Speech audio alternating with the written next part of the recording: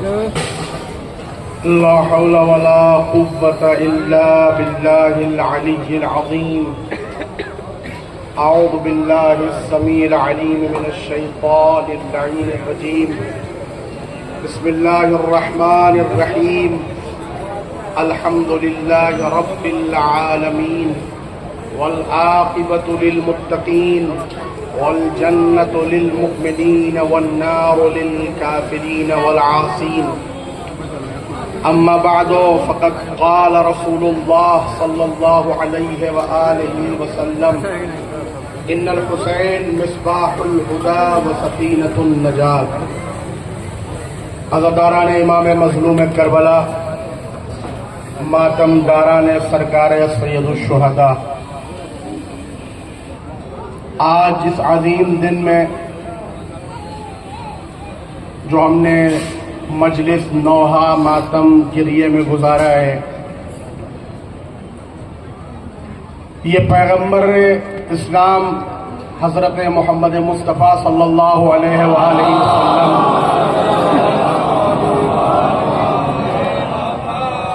آپ کے چھوٹے نواسے کے چہلم کا دن تھا. یعنی ٹھیک آج سے 40 دن پہلے کربلا کے میدان میں آپ کو، آپ کے بچوں کو، آپ کے ساتھیوں کو، آپ کے رشتہ داروں کو 3 دن بھوک اور پیاس کی عالم میں رکھنے کے بعد انہیں قتل کر دیا گیا، شہید کر دیا گیا. سوال یہ پیدا ہوتا ہے کہ امام حسین کربلا آئے کیوں تھے؟ یزید چاہتا کیا تھا؟ وہ بادشاہ جو حسین کے مقابلے میں تھا، وہ چاہتا کیا تھا امام حسین سے کہ جس کی بنا پر آپ کو شہید کیا گیا، تو میں اپنی زبانی نہیں، اپنے دھرم اور مذہب کے بزرگوں کے کلام اور ان کے کوٹس کی روشنی میں نہیں، بلکہ دنیا کے مشہور بدھی جیویوں اور اس بڑے بڑے اسکالرز، ریسرچرز، ان کی زبانی آپ کے سامنے میں بیان کر رہا ہوں. مسیحیت سے جن کا تعلق ہے، عیسائی ہے، نام ہے مورس ڈاگبری، جس کا بھی دل چاہے گوگل کر سکتا ہے اور وہاں پہ ملے گا آپ کو کہ مورس ڈاگبری نے جب کربلا کے اس معرکے جو کربلا کے اس واقعے کو اپنی آنکھوں سے دیکھا، یزید کی ڈیمانڈز کیا تھیں، حسین ابن علی کی ڈیمانڈ کیا تھی، اور ان دونوں کے بعد جو نتیجہ نکالا وہ یہ کہ حسین ابن علی نے کربلا میں جو اپنی اور اپنے بچوں کی شہادت پیش کی، وہ انسانی ویلیوز کو بچانے کے لیے، انسانیت اور مانوتا کے تحفظ کے لیے، بچانے کے لیے حسین ابن علی نے کربلا میں اپنی جان کو قربان کیا.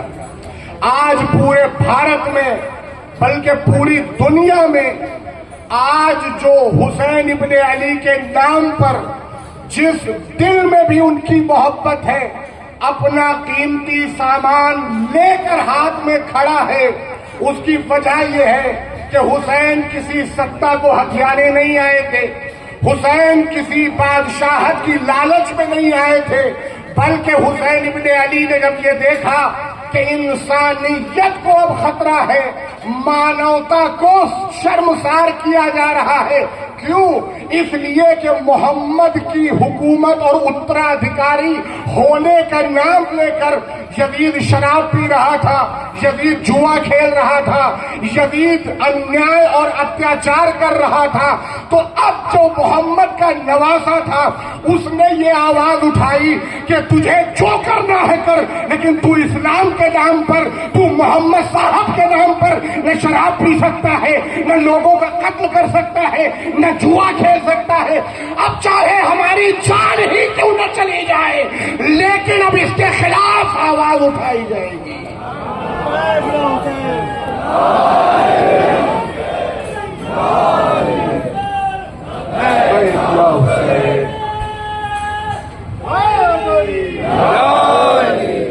اسی طریقے سے امریکہ کا مشہور اتہاسکار ہے جس کا نام ہے واشنگٹن ایرکسن.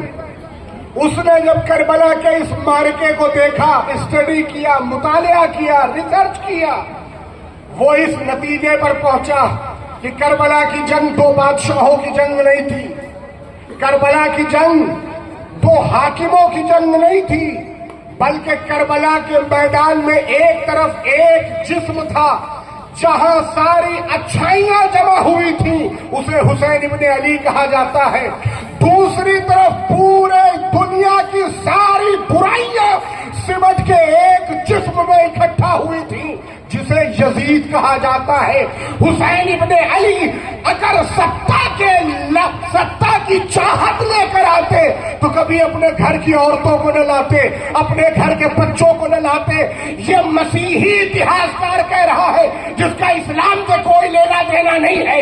اگر حسین کو ستا پریمی ہوتے اگر حسین تو کبھی بچوں کو لے کے نہ آتے، بلکہ حسین اپنے ساتھ یہ پورا سرمایہ اس لیے لائے تھے تاکہ یزید جیسے آنے والے وقت میں جتنے بھی کرور اور آکرنتا شاسک آنے والے ہیں ان کے چہرے سے نقاب کو اتار دیا جائے کہ بادشاہت کی آڑ میں تم اللہ کے بنائے ہوئے انسانوں پہ ظلم نہیں کر سکتے، انیائے نہیں کر سکتے. میری جان جاتی ہو چلی جائے، میرے بچے اس راہ میں اگر قتل کیے جاتے ہو تو قتل کر دیے جائیں، لیکن حسین ابن علی کبھی یزید کی بیعت نہیں کریں گے. غور کر رہے ہیں، آج پورا بھارت آزادی کے دن کو منا رہا ہے. اسی بھارت جو آج پوری دنیا میں جس کے پربھاؤ کو کوئی نکار نہیں سکتا، آج اسی بھارت میں یہ جو آزادی کا اوسر ملا ہے، یہ آزادی دلانے والے ہمارے دیش کے مہاتما گاندھی، ان کا جملہ ہے یہ کہ میں نے حسین ابن علی کی جیونی کو پڑھا ہے، میں نے کربلا کے اتہاس کو پڑھا، اور جب میں نے کربلا کے پنوں میں ادھین کیا تب ہمیں سمجھ میں آیا کہ انگریزوں سے ہمیں نجات کیسے مل سکتی ہے. ہم نے انگریزوں کو اگر بھارت سے باہر نکال کے پھینکا تو وہ کربلا کی روشنی میں باہر نکال کے پھینکا.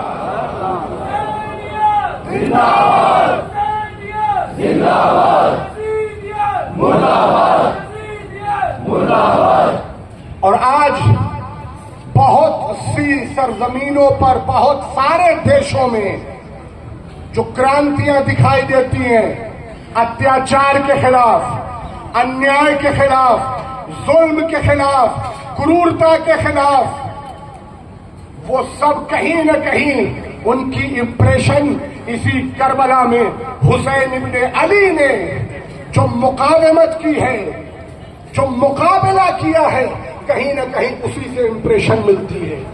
افریقہ کی سرزمین تو کون بھلا سکتا ہے جہاں کالے بدن کو دیکھ کر ان کو صرف غلام سمجھا جاتا تھا، صرف انہیں لیبر سمجھا جاتا تھا، جتنے چھوٹے کام ہیں وہ صرف ان کے لیے بتائے جاتے تھے. لیکن ایک شخص اٹھا، کون؟ Nelson Mandela. گوگل کر لے، جتنے بھی سن رہے ہیں، نیلسن منڈیلا کے اتہاس کو جب آپ پڑھیں گے، آخری وقت میں انہوں نے خود یہ بات لکھی. نیلسن منڈیلا 2-4-10 سال جیل میں نہیں رہے. جو آندولن شروع کیا تھا انہوں نے 20 سال اس کے نتیجے میں نیلسن منڈیلا کو جیل میں رہنا پڑا.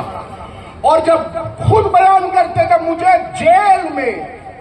جیل کے اندر کا جو سسٹم تھا اس کی تکلیفیں بیتتے جب 20 سال گزر گئے تب میں نے ایک دن سوچا اب مجھ سے یہ برداشت نہیں ہوتا، اب میں جتنی بھی حکومت کی ڈیمانڈ ہیں، شرطیں ہیں، ان کو پورا کر دوں گا. اور یہی دماغ میں خیال آیا ہی تھا کہ نیلسن منڈیلا کہتے ہیں کہ میرے ذہن میں فوراً کربلا کے پنے پلٹنے شروع ہو گئے، اور ایک مرتبہ خیال آیا کہ نیلسن منڈیلا تم حسین ابن علی سے زیادہ مجبور نہیں ہو، تمہارے ساتھ اس قید میں نہ تمہاری بیوی ہے نہ بچے ہیں. ذرا سوچو، حسین کے ساتھ بیوی بھی تھی، بچے بھی تھے، عورتیں بھی تھی. جب حسین ایک ظالم کے آگے نہیں جھکے تو تم جھکنے کے لیے کیوں تیار ہو؟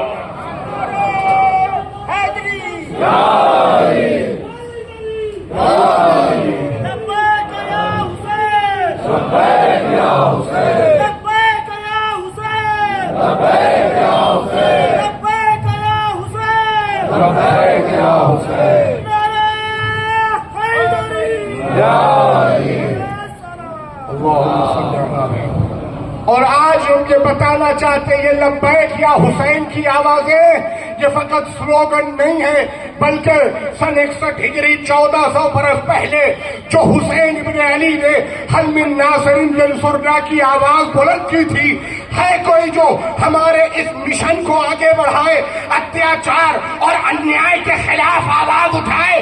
ہم یہ لبیک یا حسین کہہ کے یہ حسین ابن علی سے وعدہ کرتے ہیں جب تک ہمارا وجود اس زمین پہ رہے گا دنیا میں کہیں بھی ظلم ہو ہم ظالم کو بے نقاب کریں گے، ظلم کے خلاف آواز اٹھائیں گے۔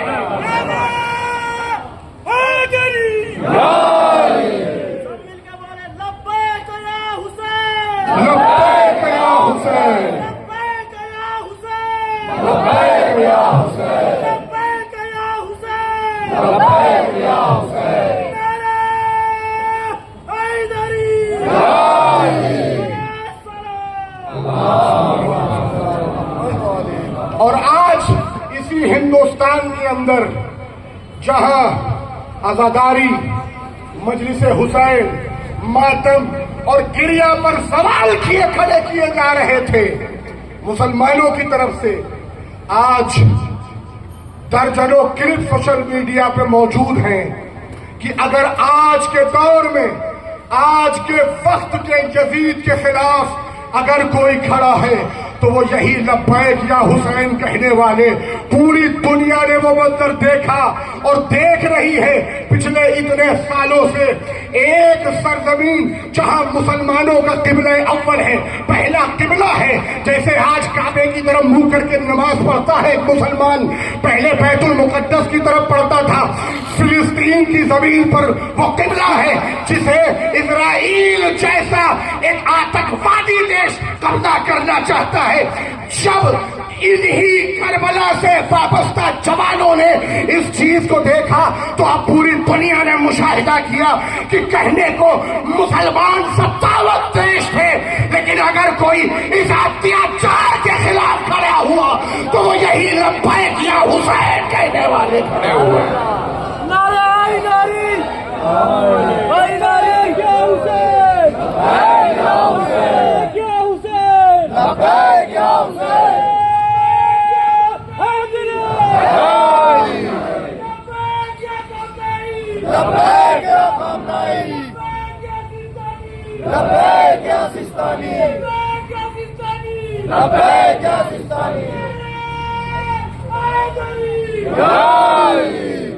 حسین ابن علی نے کل کربلا میں صاف کر دیا تھا، واضح کر دیا تھا کہ تم ہمیں موت سے نہیں ڈرا سکتے، اس لیے کہ ظلم کے خلاف آواز اٹھانے کی راہ میں اگر ہمیں مار دیا جائے تو وہ موت شہادت کہلاتی ہے، وہ موت ہمارے لیے کرامت کی حیثیت رکھتی ہے۔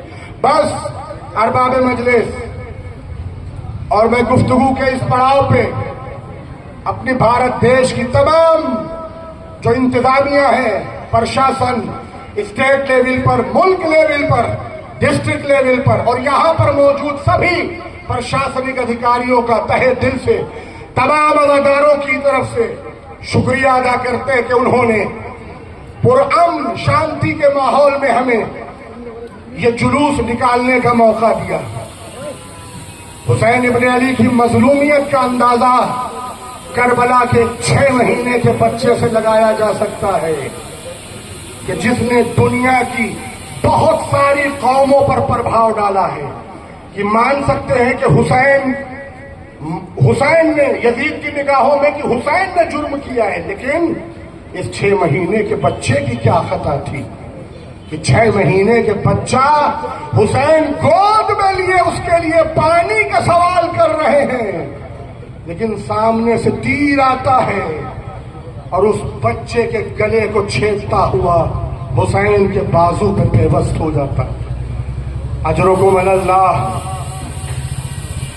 بہت عظیم مصیبت حسین ابن علی نے انسانیت کو بچانے کے لیے پیش کی ہے. بڑی مصیبتیں صحیح ہیں. ہم سب کی ذمہ داری ہے کہ اپنی زندگی میں وہ انسانیت کا پہلو، مانوتا کی سیوا، مانوتا کا پریم ہمارے دل سے کبھی نکلنا نہیں چاہیے. عزیزوں، آج 40 کا دن ہے. رات میں چاہتا تھا مسائل پڑھوں، لیکن صبح کے لیے میں نے روک دیا تھا. لیکن اب وہ روایت جو اہل حرم کے کربلا پہنچنے کی ہے، وہ آپ نے اس پہ گریہ نہیں کیا.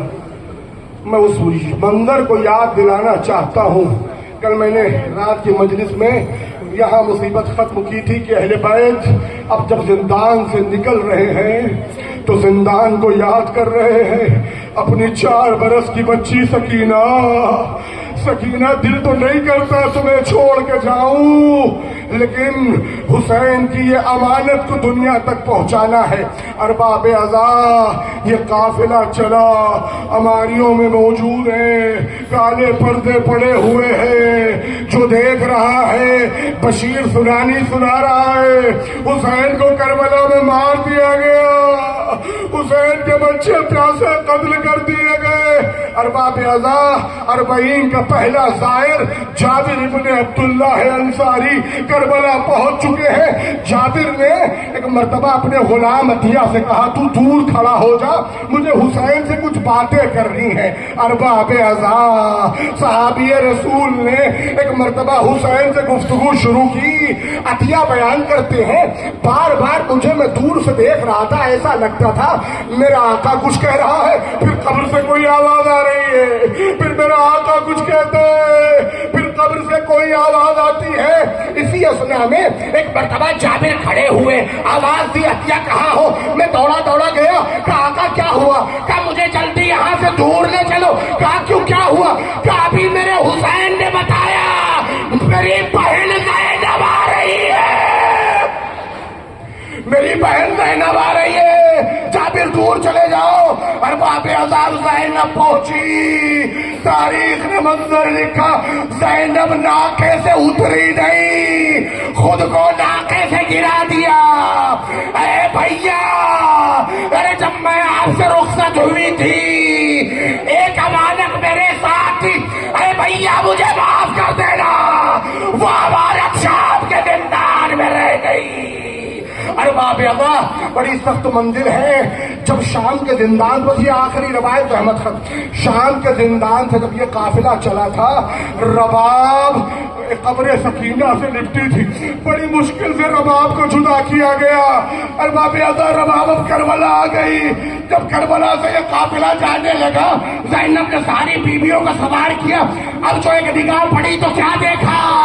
ارے رباب ایک قبر سے لپٹی بیٹھ کر رہی ہے. میں مدینہ کیسے جاؤں؟ میری بیٹی شام کے زندان میں، میرا والی واری کربلا کی سرزمین پہ. انا للہ و انا الیہ راجعون.